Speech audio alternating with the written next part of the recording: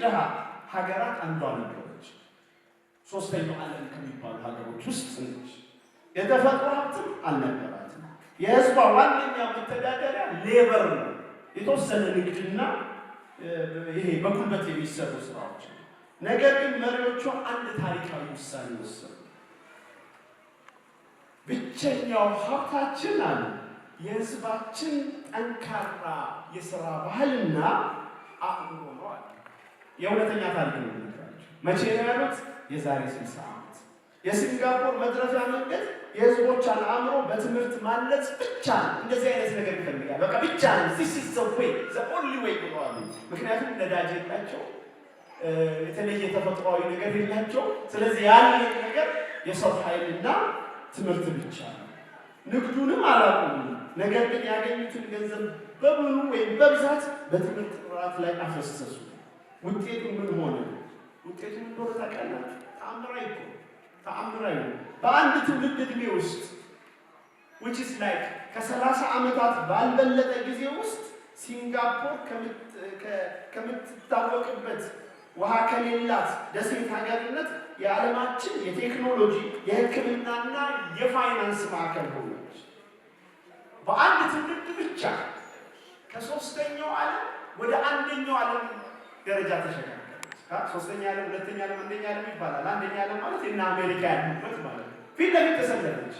200-300 ዓመት አይደለም ታሪክ ማወራችሁ። ነፃ ከሆነችበት በ30 ዓመታት ውስጥ የሚገርም ታሪክ ሰራች። ከፍተኛ ኢኮኖሚ አሁን ዓለም ላይ ቶፕ በኢኮኖሚክ ዲቨሎፕመንት ቶፕ ተጠቃሽ ሀገር ሆነች። የተወነጨችበት ደግሞ ትምህርት ስልጣኔዎች ላይ በትምህርት ላይ የሰራችው ስልጣኔን የገነባችው በሰዎች ላይ በመሆኑ ይሄን መነሻ አድርገን ሶስት ነገር ይላሉ የሲንጋፖር እንትን ላይ። አንደኛ ኢኮኖሚ ላይ በጣም ነው። ኢኮኖሚ ላይ ሲያተኩሩ ምንድነው ያለን አሉ። ያኔ ሌበር ብቻ ስለነበረ ሌበር ላይ የሚመስሉ ፋብሪካዎችን መክፈት ጀምሩ። ቴክስታይል እንደዚህ አይነት ነገር ብዙ እንደ ቴክኖሎጂ ማለት ነው በዛን ሰዓት። ከዛ ኢሚዲየትሊ ሰዋቸውን አስተማሩና ከኢንዱስትሪው ጋር አስተሳሰሩና ትንሽ ክህሎት የሚፈልጉ እንደ የተወሰኑ ኤሌክትሮኒክስ ምናምን ወደ ማምረት ሄዱ። ለዓለም ገበያ ክፍት አደረጉ። ቀጠሉና አሁን በቴክኖሎጂ በኤአይ በምን ከዓለም ሊዲንግ ከሆኑ የኢኮኖሚ ሀገር ዩሲ። ስለዚህ ምንድነው ያደረጉት? የኢኮኖሚ ሽግግሩ ከምን ሽግግር ጋር አስተሳሰሩት ማለት ነው? ከትምህርት ሽግግር ጋር። ስለዚህ ለሲንጋፖር ትምህርት ዲግሪ አይደለም፣ ትምህርት ማስተርስ ፒኤችዲ አይደለም። ትምህርት ሀገርን በሁለንተና ሁኔታ ከፊት የማሰለፍ ፐርፐዝ ያለው ዓላማ ያለው ከኢኮኖሚ ጋር የተሳሰረ ከሀገር ደህንነት ጋር የተሳሰረ ትልቅ መሳሪያ ነው። አሁን እኮ ትምህርት ማይሰራው እኮ የምንማርበት ፐርፐዝ ትስስሩ ምንም ግልጽ ስላለ በግለሰብ ደረጃ በሀገር ደረጃ እነዚህ ሁለቶቹ የተሳሰሩበት ሀገር ላይ ግን ተአምራዊ ለውጥ በ30 ዓመት ውስጥ ተገኘ ነው። የእኛን 25 ዓመት ጉዟችንን ትንሽ በአይነ ህሊናችን እንቃኝ ከተባለ ወደ ራሳችን ስንመለስ የስልጤ ህዝብ ራስን በራስ የማስተዳደር ከጀመረ 25 ዓመታት ውብ ክፍለ ዘመን ተቆጠረ። ዛሬ እነዚህ 28 ዶክተሮችን እያከበርን ቆም ብለን ራሳችንን በድፍረት መጠየቅ ያለብን አንድ ጥያቄ አለ። በዚህ 25 ዓመት ውስጥ የሲንጋፖርን አይነት ፈጣን የለውጥ እርምጃ አይነው ሲንጋፖር ሀገር ነች ተራምደናል ወይ?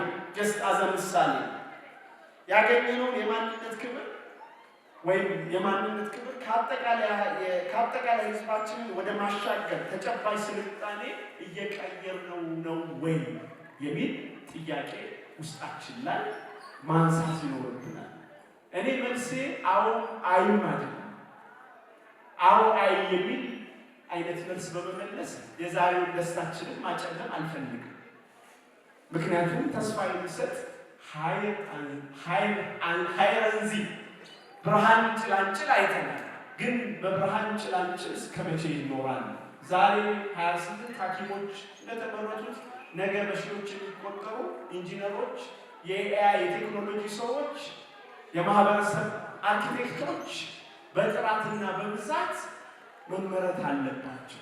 ለኢንዱስትሪው ግብአት የሚሆኑ በከፍተኛና በሙያ አካባቢ ያሉ ክፍተቶች በደንብ ከዓለም ተወዳዳሪ የሆነ ካልተደረገ በስተቀር ቀስ ያለ ጉዞ አሁን ዓለምን አይለውጥም። እውነታውን እንነጋገር ከተባለ የዛሬው በዓላችን የትላንት ድላችንን የምናከብርበት ብቻ ሳይሆን የቀጣይ ፈጣን ጉዟችንን የምናርምበት ዌክ አፕ ኮል መሆን አለበት። አዎ የተለያዩ ስራዎችን ሰርተናል። ሆስፒታል ተገንብቷል፣ ሃይረዚ ተገንብቷል፣ ንግድ ተስፋፍቷል፣ ዞኖ አድጓል። ነገር ግን እነዚህ ብቻ ስልጣኔ አያመጡም። የትምህርት ጥራታችን ገና ብዙ ይቀረዋል። ቴክኖሎጂያችን፣ የጤና መስኮቻችን፣ የፈጠራ ማዕከሎቻችን ካለን የተፈጥሮ ብልህነትና ፈጣንነት ጋር ስናስተያየው በጣም ብዙ መስራት እንደሚጠበቅብን ያመላክታል። ከዚህ በኋላ የጨዋታ ሩል ኦፍ ዘ ጌም መቀየር አለበት። 28 ዶክተሮች ጅምር እንጂ ማብቂያ መሆን የለባቸውም። በጣም በርካታ ሳይንቲስቶች፣ በርካታ አርኪቴክቶች፣ በርካታ የማህበረሰብ መሪዎች ሊኖሩን ይገባል። እንደምንችል ደግሞ እናንተ ማሳያዎቻችን ናቸው። በመጨረሻ ከ25 ዓመታት የራስ ማስተዳደር ለቀጣይ ፈጣን የለውጥ ጉዟችን እንደው እንደ ቃል ኪዳን ብንገባ ብዬ የተወሰኑ ነገሮችን ላንሳ። ለጀመርናቸው መልካም የትምህርት ስራ ትልቅ ክብር አለ። ነገር ግን መጻኢ ጊዜ የሚጠይቀው የተለመደውን ቢሮክራሲያዊና አስጋሪ ጉዞ አይደለም። እንደነ ሲንጋፖር መሪዎች ትልቅ ራዕይ ሰንቃችሁ የትምህርት ጥራትን ከምንም ነገር በላይ ቅድሚያ ሰጥታችሁ እንድትመሩ ባለሀብቱን፣ የማህበረሰብ መሪዎችን፣ የሃይማኖት መሪዎችን ሁሉ ከፊት አሰልፋችሁ እንድትመሩና በአጭር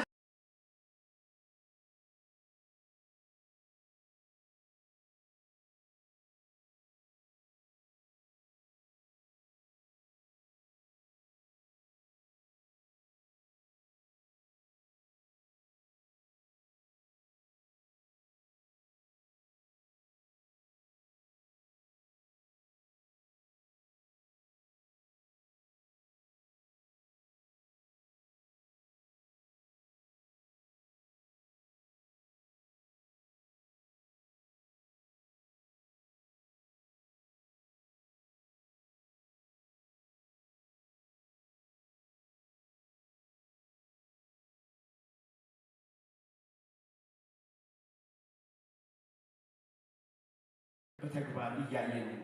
ዛሬ የምናወራው ስለ ህልም ብቻ አይደለም። ዛሬ የምናወራው ህልም እውን ሆኖ ሪያላይዝ ተደርጎ ፊት ለፊታችን ውጤት ይዘን ስለምናወራ ዛሬ ላይ ሆነን ይህን ውጤት እያየን ሞራላችን ማይመጣ ከሆነ ህልማችንን ማናድስ ከሆነ በጣም ሲሪየስ የሆነ ችግር አለብን ማለት ነው። ብዙ ሰው ህልም ላይ ገባው ይችላል፣ ግን የህልም ፍሬ ካልገባን ግን መሰረታዊ ችግር አለብን ማለት ነው።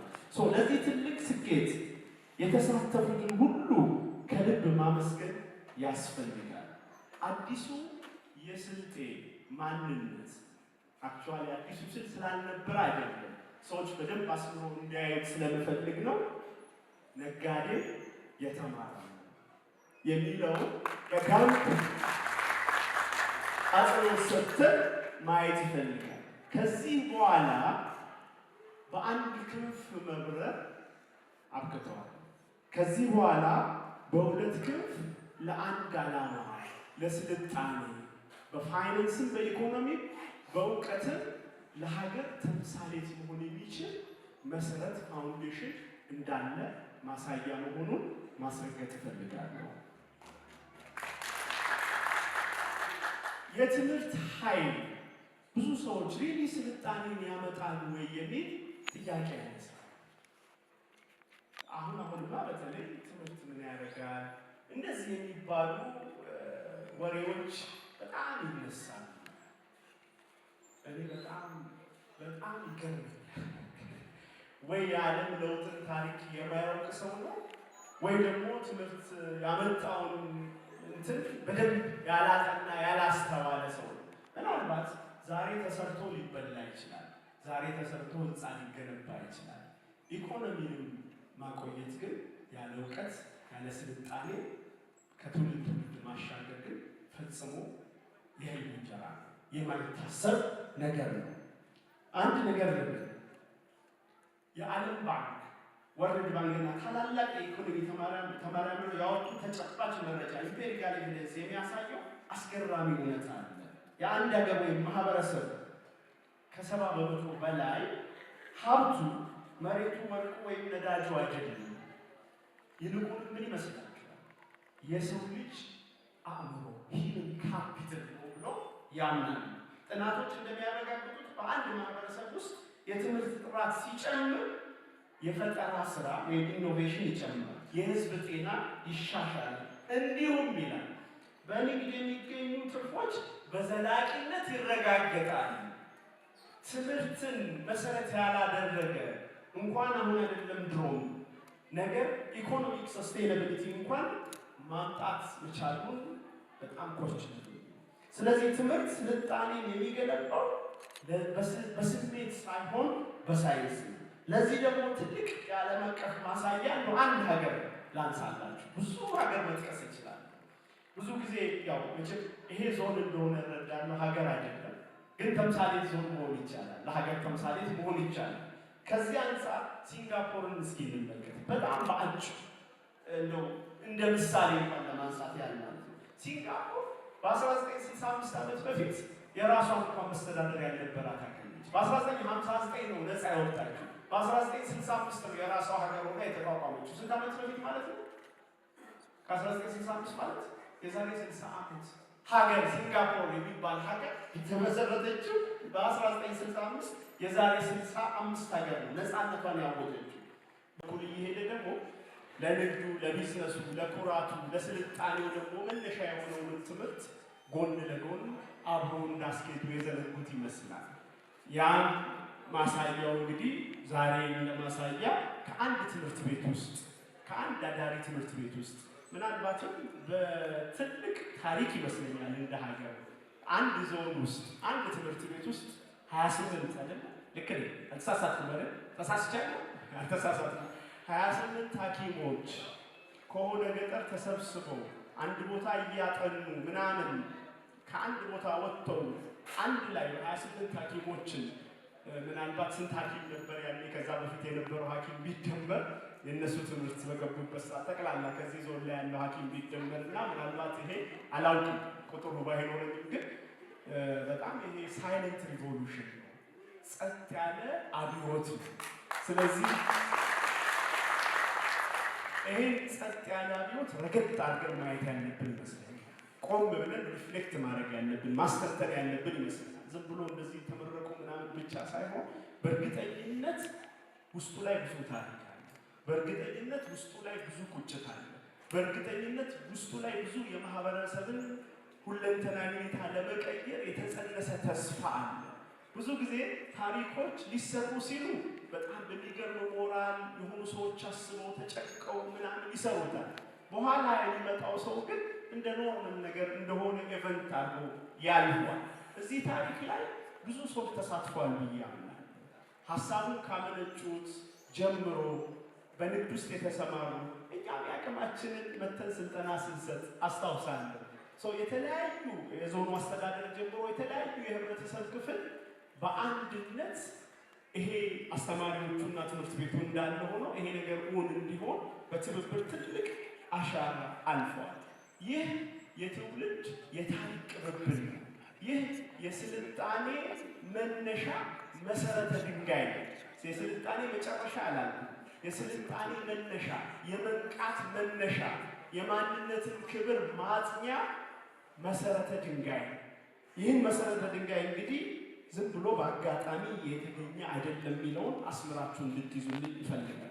28 ዶክተሮች ከአንድ ዞን አዳሪ ትምህርት ቤት በአንድ ጊዜ ማውጣት የስልጤ ዞን አመራሮችና ማህበረሰብ በትምህርት ዘርፍ ላይ እያመጡ ያሉትን ጸጥ ያለ ግን ደግሞ እጅግ ኃይለኛ የሆነ የእውቀት አብዮት ውጤት ነው። ያ በንግድ ያየነው የስልጤ የተፈጥሮ ብልሃትነትና ትዕግስት ዛሬ እድሉን ሲያገኝ ወደ ዘመናዊ ትምህርትና ሳይንስ መዞሩን ያመላከተ ታሪካዊ ክስተት ነው።